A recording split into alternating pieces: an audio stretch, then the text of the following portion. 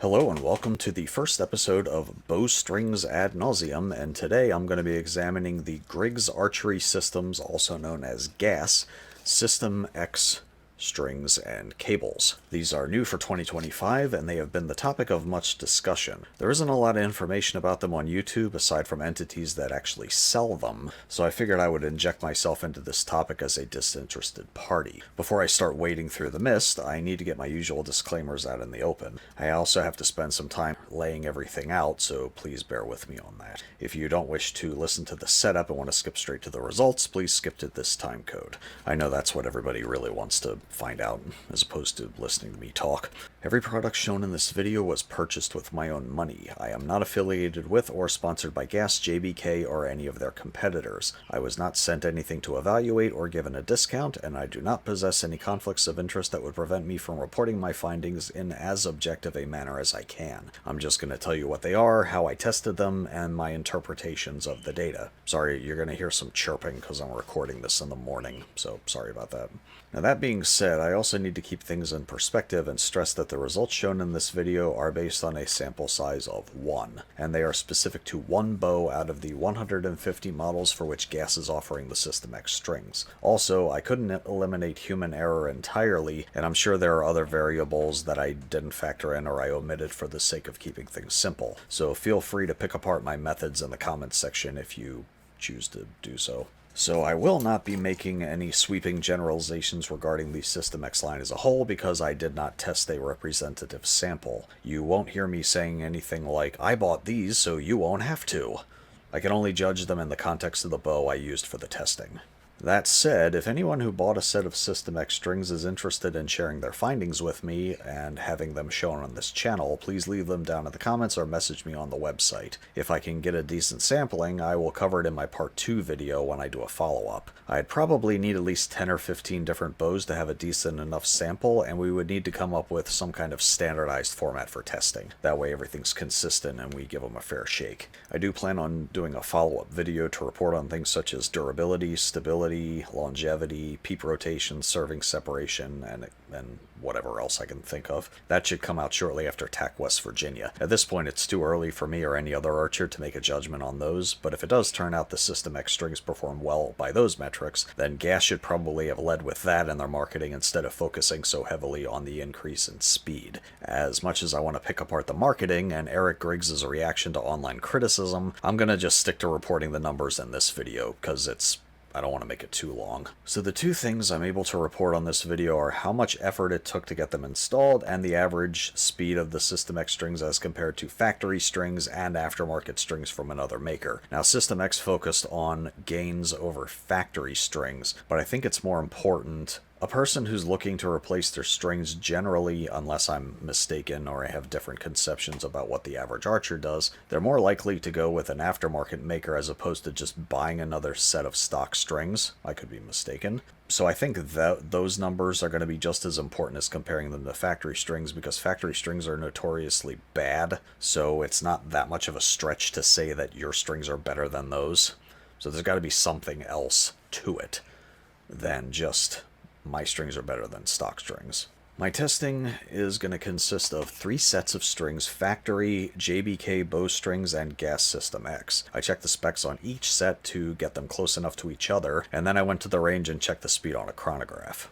I'm sorry about the chirping in the background. I'm trying to do this recording in the morning when the birds upstairs are awake. The bow being used for the test is a Darton Veracity 35 with 80-pound limbs. I turned the limb bolts down 3 turns to around 71 and change, because I'm not ready for 80 pounds yet. The measured draw length is 28.5 inches exactly. The stock strings have a low arrow count. I did not install a peep sight on any of the strings, and the only thing on the JBK and GAS strings is a D-loop. The factory strings had tied knocking points, and I didn't remove them before testing because if that little bit of thread did make a difference, it would be less than a rounding error. The SystmX strings I purchased cost $212 shipped, and there was no upcharge for a 5-piece set. The JBK strings I purchased were BCY Mercury 2, and they were a 5-piece set that came in at $124 shipped because I ordered them during a sale. Normally they would have been $144 shipped. So there is a difference of $88 from the sale price or $68 from the off-sale price between these two sets. The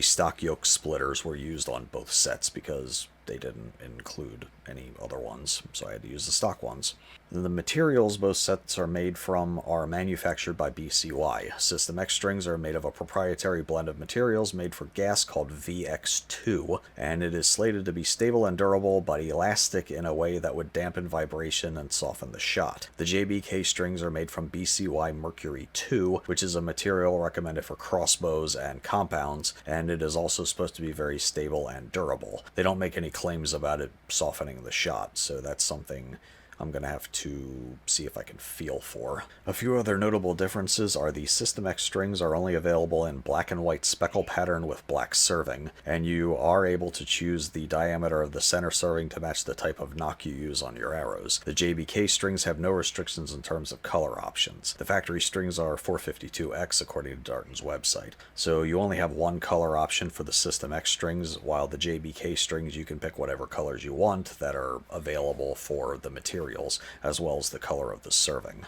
The factory and JBK strings were assembled according to factory specifications in terms of serving length and location, as well as speed knock placement. The SystmX strings were tailored to minimize the amount of serving needed to function properly, and according to GAS, they spent time with each model to optimize the speed knock numbers and locations for the purposes of increasing performance. So combine that with the properties of the VX2 materials, and the SystmX strings are advertised as providing a speed increase of anywhere from 1 to 3 feet per second, all the way up to 7 feet per second, depending on which piece of advertising you're actually looking at, a softening of the shot, and a durable, stable string with no change in draw weight or draw cycle. The only cost incurred on the archer for the SystmX strings is, well, cost, and limited options for customization. The speed sleeves on the SystmX strings are a little bit shorter. They're in roughly the same position, but it looks like they use the equivalent of one less brass knocking point. So with their speed sleeves, it looks like they managed to cut a little bit of weight in that area as well.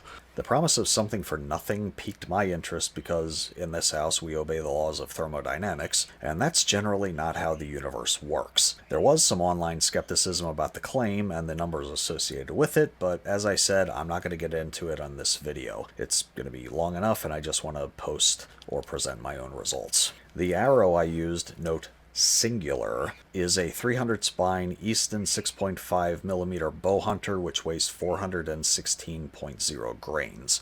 All chronograph readings were taken with a Garmin Zero C1 set up in front of the firing line and aimed at a 20-yard target.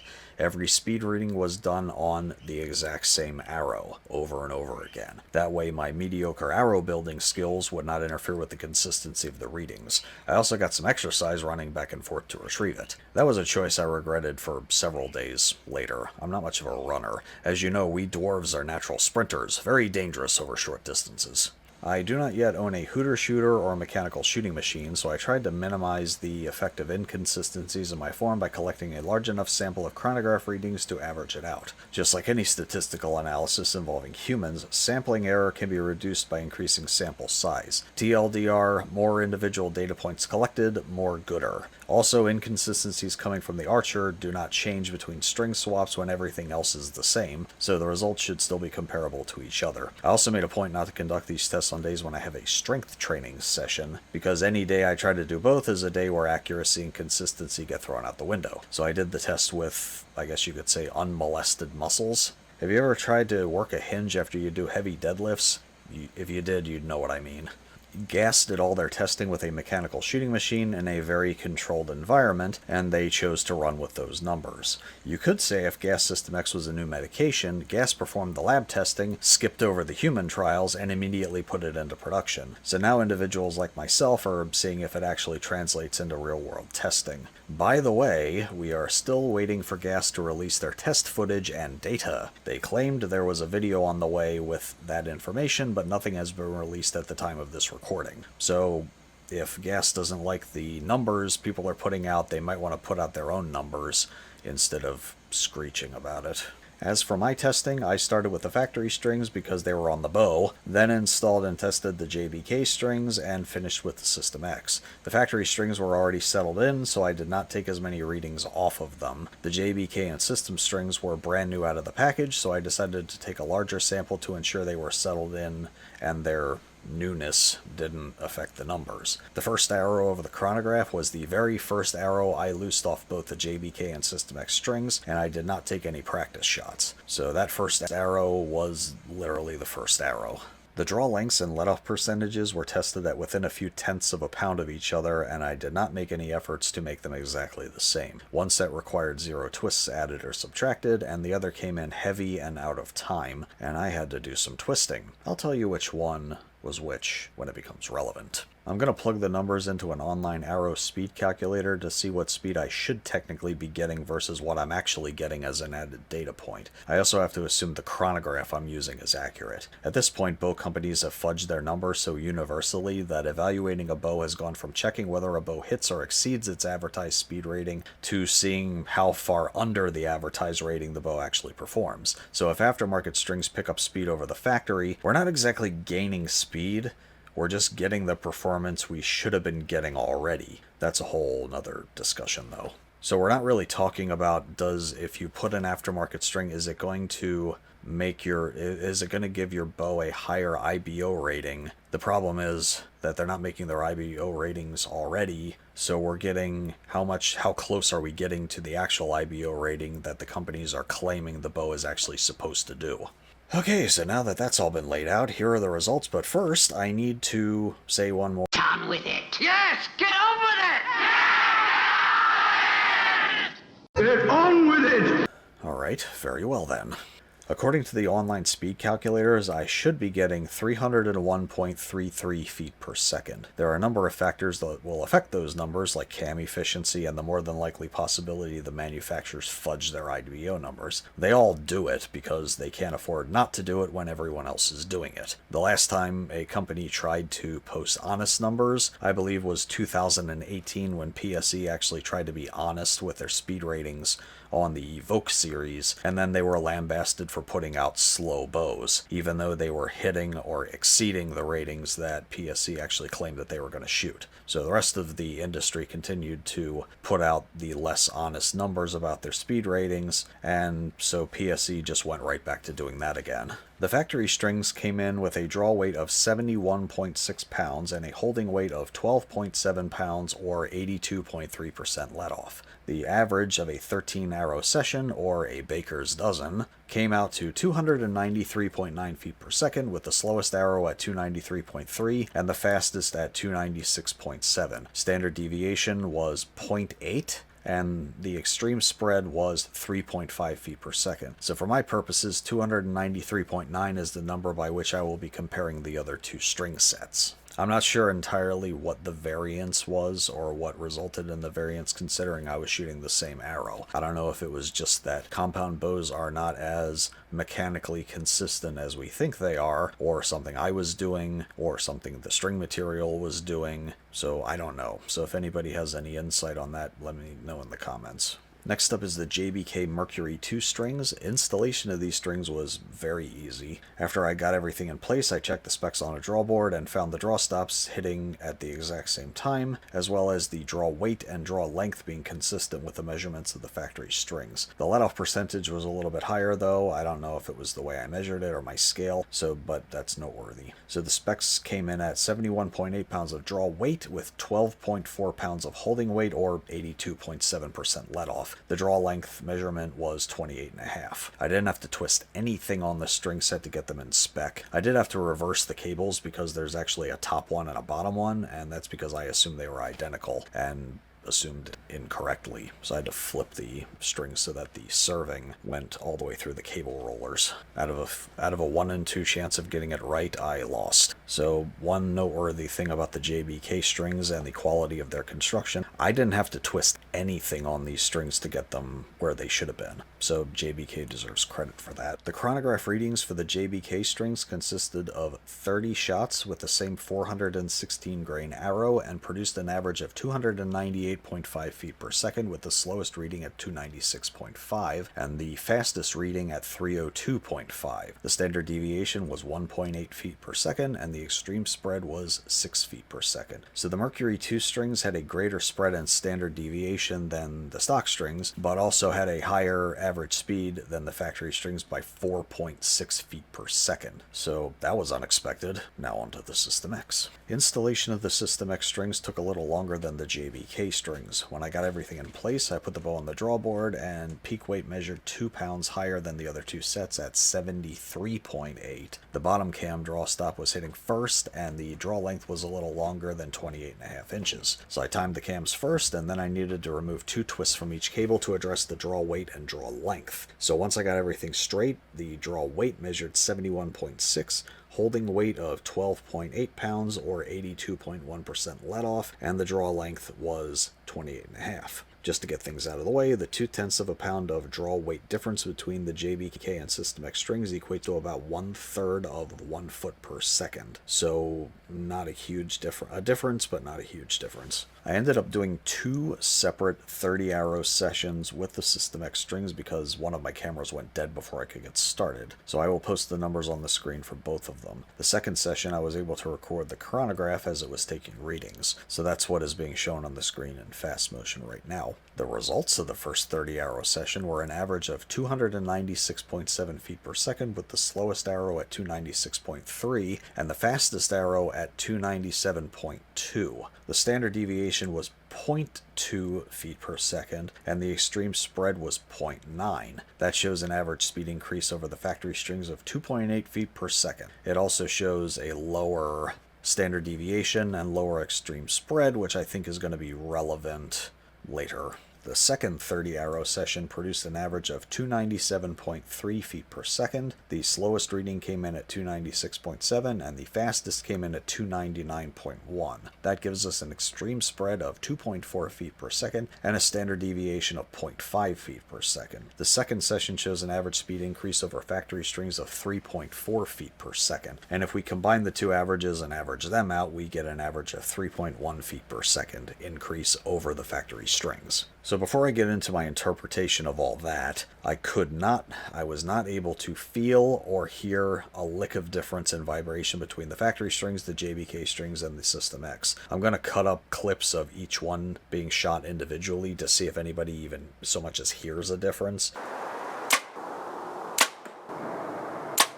I couldn't feel it while I was shooting, and if I don't have 2 bows to shoot back to back, it's kind of hard to tell that there's a comparison. So if anybody can hear a difference when I post these clips, let me know in the comments. Like I said, I couldn't feel or hear anything different when I was actually using the bow. So what is all of this telling us, and what are we supposed to do with it? In the context of this particular Darton Veracity 35, the claim GAS is making of a minimum speed increase of 3 feet per second as compared to the factory strings is confirmed or close enough.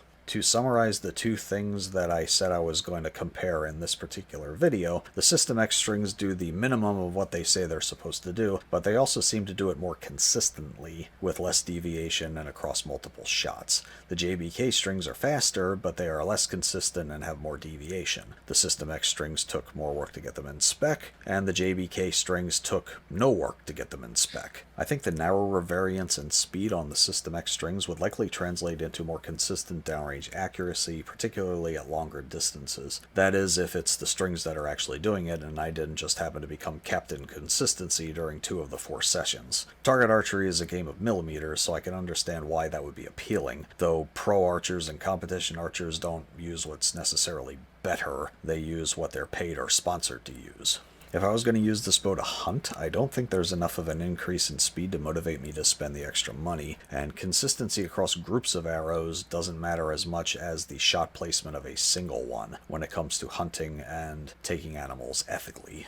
I don't think a 3 foot per second speed increase is really going to get people breaking the doors down to purchase these strings, but I do think there are other qualities of them that may warrant a closer look. I just did the math on a calculator, and an arrow going 293 feet per second is going to reach the target about 0.02 of a second slower than the same arrow being loosed out of the bow at 297 feet per second. So we're talking about the kind of numbers and differences in flight time that only engineers would appreciate, and I don't know if the general public is gonna appreciate the other stuff on top of, little minor speed increase. So I don't know what they should have done. I think it's a shame that all they did was push the speed increase as their main selling point. I know why they did it and focused on speed, because speed sells, and I think the majority of archers aren't going to scrutinize it the way that I just did. So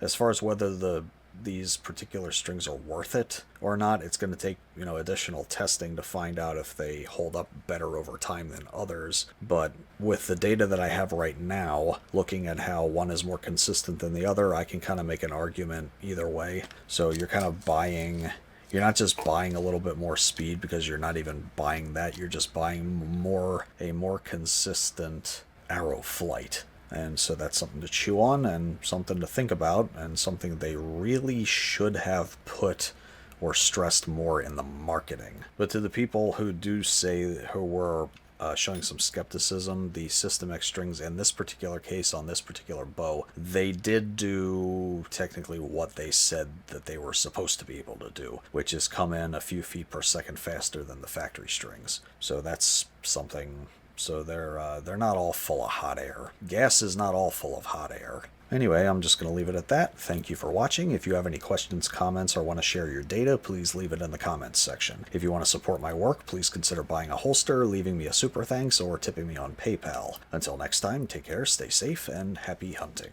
Oh, by the way, and yes, I am petty enough to point this out, if you're going to claim to be giving special attention to the specific models and things that you're going to be working on and offering strings for, you probably should spell it right on the packaging.